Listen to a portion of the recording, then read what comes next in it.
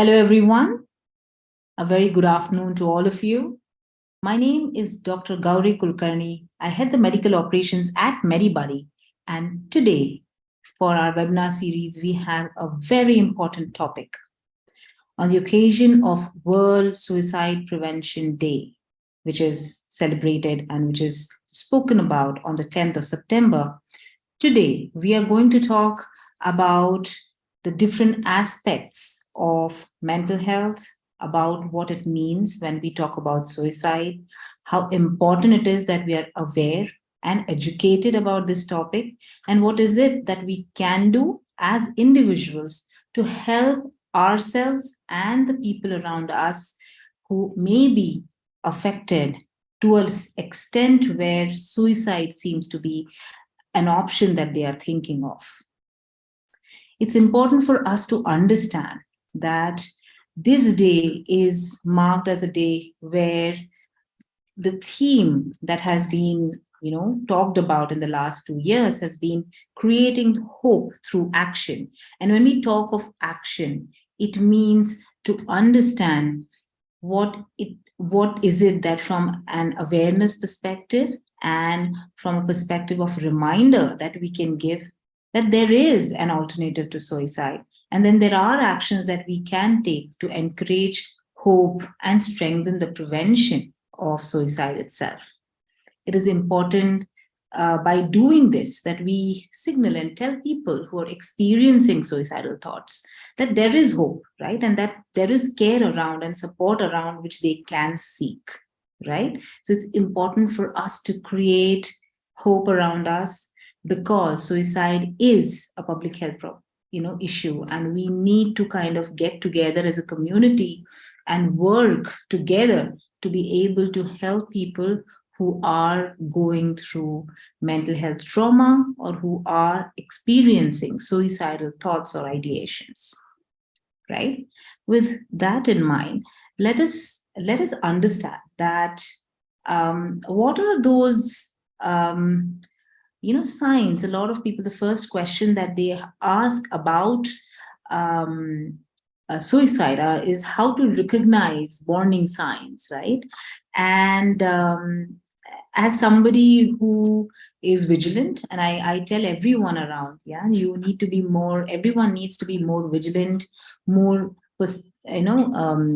more aware of the environment in which we are, of the people who are around us, in terms of what they communicate via verbal or non-verbal medium, and tell us what is going on with them. So it's important that we recognize those warning signs if they are, because it can be crucial, right? If we are able to identify individuals who are at risk and then provide them support, we save life, right? So it is important for us to be vigilant.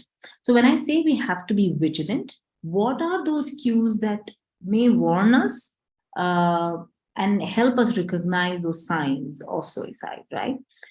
So the number one, cue, which is very on the face, right? So it could be verbal cues, right? Somebody who is expressing their thoughts itself about suicide or about giving up life, right? Somebody who's verbally saying it. A lot of times we see that, somebody, if they say it, they will not do it, right? That's a myth around it. But it's important for us to understand that people who talk about or who express their thoughts about suicide, right? There is a large there's a large possibility that they would actually go ahead and act on it, right? People who are talking about, say, their feelings of, say, hopelessness, or suppose somebody saying that I feel trapped or I feel like a burden to others, right? These are cues which we should not put down or belittle, right? People who give verbal clues, like telling that, this is how I have planned. If somebody is explicitly giving out or mentioning specific plans or dates or ways in which they may self-harm themselves or suicide, these are all signals, right? We should not put it down saying that, if somebody's saying it, it means that it may not happen or it will not happen. It doesn't happen that way, right? Somebody who's verbally giving you a cue, we should take it seriously, right?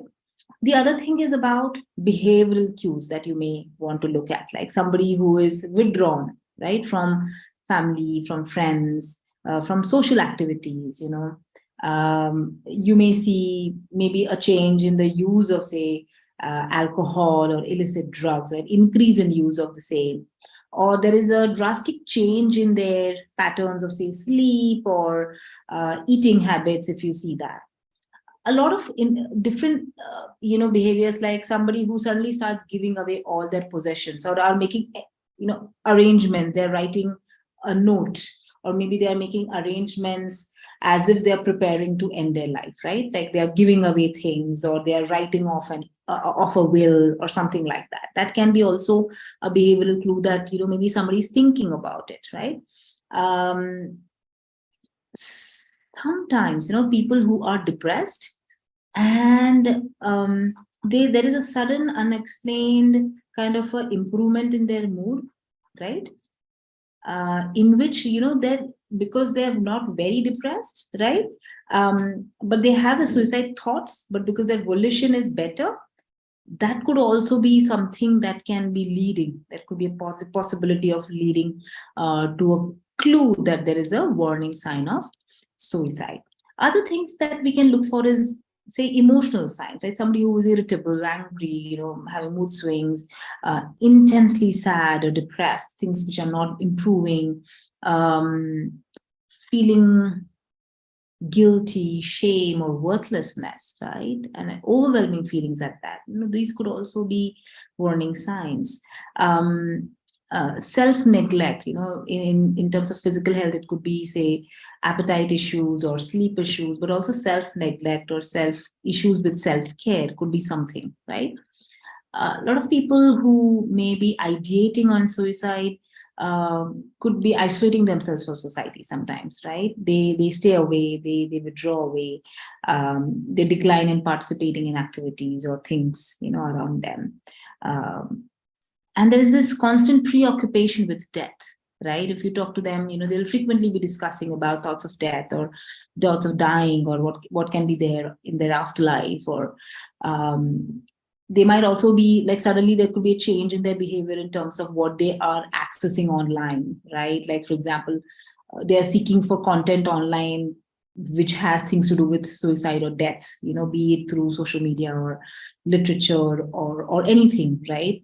So that kind of preoccupation with death, right? And also, one of the largest risk factors when we talk about suicide is definitely history of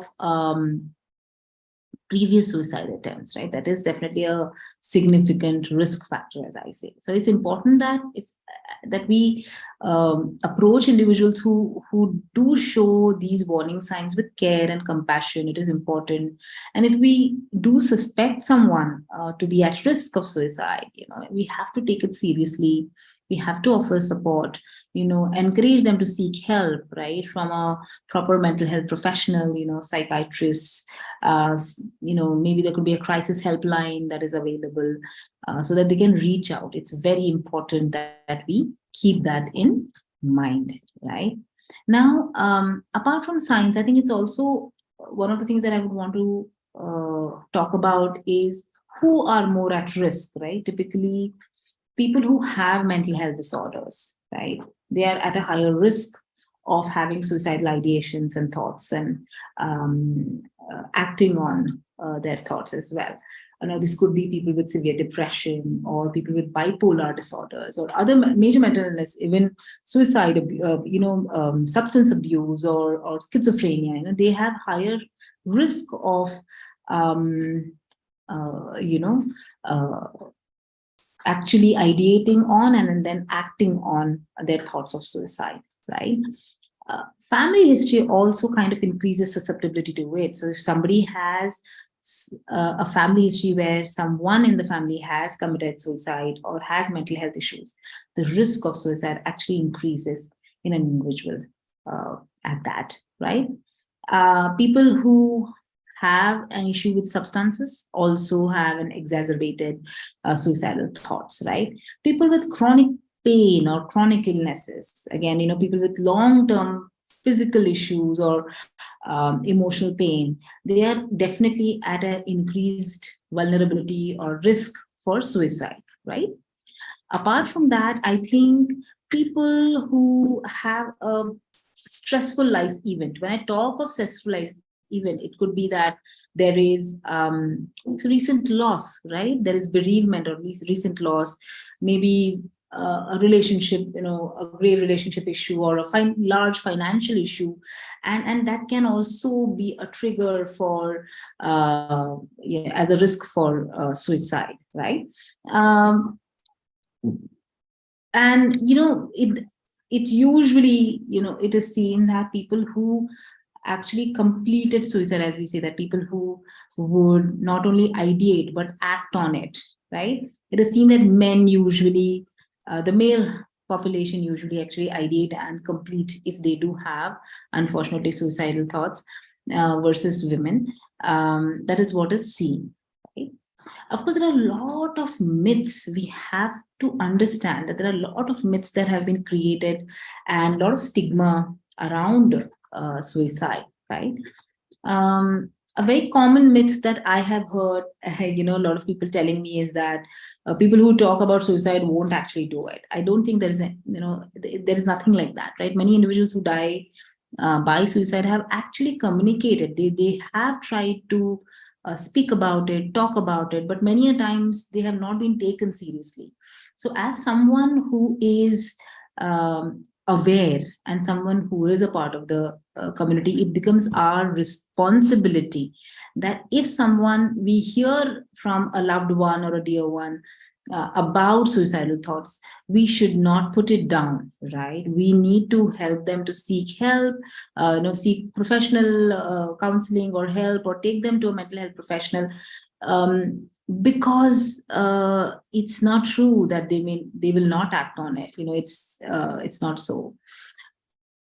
There's also people equate or associate suicide only with mental health issues, right? People say that, oh, people who have depression or people who have schizophrenia, they are the ones who are more, they will be the ones who will commit suicide or actually act on it. But that's not true. Many a times suicide can be precipitated due to some difficult times, right? Like we talk about very serious or very difficult life events, like maybe one could not bear with bereavement or death in the family, or there was some relationship issue or financial issues, legal issues, things like that, which are so pressing and so difficult at that point in time, where this person has never had a mental health issue before, but that can lead to suicidal thoughts and acts, right? So it's important for us to understand that it's not that suicide can happen only with people with mental health issues. No, it can happen and it can be acted on by anyone, if there are difficult times. Again, a lot of times people also say the other side of the story is that if someone has determined to kill themselves, they will do it. Like suicide is inevitable if someone has decided that they will want to kill. But most of the time, we have to understand that a large amount of times people are contemplating it, which means they are on both sides. They're ambivalent. We have to understand that. And this is the time that if we intervene and if we support, we can save lives. So important is to understand that if somebody has expressed it, doesn't mean that they may complete it, right? And that is the time frame wherein we as caregivers or supporters can actually change the way one is going through in their life experiences and hopefully save life, correct? There's a big myth that I have heard, and a lot of people say that, is that if we bring up the topic of suicide, then we will actually be giving somebody an idea that, go commit suicide. Like, this is a very common thing that I hear, that bringing up an idea of suicide will lead to somebody actually attempting it. That's not true, right? Especially if someone is feeling low and depressed. And it's important that we actually compassionately address it, ask it up front, do you have thoughts that you may want to kill yourself, or you may want to give up your life, right? It actually helps us to know the answer. because this person may actually give you the answer, and hopefully we will be able to save a life there, right? Somebody who is struggling with these thoughts, they may actually open up to you, where you have the avenue to help. Correct. So don't think it like that, that, oh, it's a taboo word. A lot of people feel that way. But if you are compassionate, and if you're asking the right questions in a very compassionate manner, you may actually end up saving life rather than not. Okay. um Last but not least, and one of the other large myths that I have heard is, people who attempt suicide are just doing it for seeking attention. Like, very common, this is like, oh, yeah, this is a attention seeking behavior, right? um I refuse to say so, right? The fact is that most people who attempt or die by suicide are in extreme um, uh, emotional distress. They are in emotional distress and they need help, right? So it is not that we can always label them. When you say somebody that they are attention seeking, you're labeling someone, which is not the right way for us to handle the situation, right? So don't label anybody who is going through extreme emotional distress, and rather help them in an empathetic manner, to hold them together and seek help in the right way, so that they can over a period of time get over these thoughts and hopefully have a long productive life, right? It's important that we dispel these myths. If you have anybody around you who's talking about these, then you should dispel it and talk and have open conversations about it. I think it's very, very important. All right. Now, of course, there are a lot of things that we as individuals should be doing, we as community should be doing, right? Once you have recognized the warning signs, right? Once you have understood the warning signs, it is important that we tell them how and when that they should be seeking help. Okay. Seeking help is, one is that you are support system, right? So if it's somebody in your friends or family or whatever you've seen, one is to seek help in terms of offer help in terms of being there, just being physically present there. Because when you're physically present there, what happens? It helps you in ensuring that you are giving them physical safety, as in, they are not committing or they're not acting on their thoughts of suicide, right? So that's one part of it. But also the support that they ideally need is from mental health professionals. Now, it's important for us to understand what kind of mental health professionals are there around, right? So we've all heard about psychiatrists, we've heard about clinical psychologists and counselors, right? So psychiatrists are those who are doctors who will assess the clinical condition, okay, and provide medication to help the person in distress, right? That is what a psychiatrist does. A psychotherapist, a clinical psychologist, is a person who has a degree in psychology, where they will be able to understand and help the individual navigate through their thoughts and try to help them with coping strategies, help them with looking at their thoughts differently, and able to actually dissect and help them have a more awareness and more positive outlook towards life in general, and how it can be made better, right? It's important that these mental health professions are understood, because both of them are very, very important, right? Only medications will take the individual to a certain extent. Only therapy will also take the individual to a certain extent. But when both of them are together, done at the right time and the right place and the right manner, I think the individual is helped to the maximum extent for them to be as productive and as normal and as perfect as they can be in the society, right? It's important for us to understand mental health professionals, okay? It's also important that we promote mental health awareness, right? So be it about self-care, be it about just destigmatizing it. It's important that, if you are at a workplace, if you are working in a school, if you are in a community, in a locality where there are a lot of people, uh, talk about and encourage, talks about mental health, because it then normalizes it. A lot of times people don't speak up because they are feeling stigmatized. And I think that is a huge issue when it comes to suicide. And the way we can help in suicide prevention is by ensuring that we are destigmatizing the whole mental health piece, and seeking help, right? This is especially important at schools, I feel, because there are young individuals there, and advocacy of mental health programs, support groups is extremely important in young individuals, at schools and college level, right? It's also important that we have enough and more strategies available for people to seek help. Right now, this could be, say, support groups, right? There are a lot of online support groups now available. There are support groups where local areas have support groups on, discussion. There are people who get together when it comes to anxiety support group or depression support group. A lot of these are available. Apart from that, say helplines. There are a lot of now helplines available, where there is, where you can reach out and seek help, right? It also gives you the privacy that one may seek if that is so required. Correct? So that is another thing that we can talk of. The other part of suicide prevention is for us to understand that, you know when we say that it's a holistic approach that we need to take. Suicide is a very small part of the larger mental health provision that needs to happen, or the acceptance of mental health issues that needs to happen, right?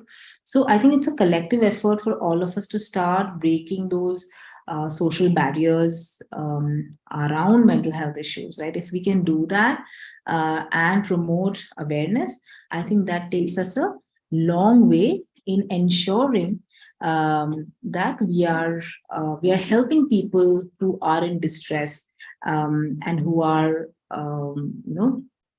who are seeking help in a way where many a times it is their actions which is looking out for help, rather than actually the words that they may be saying out, right? So it's important for us to have those cues in place. Now, suicide is one spectrum of it, but it's important for us to today talk about seeking help for mental health as well.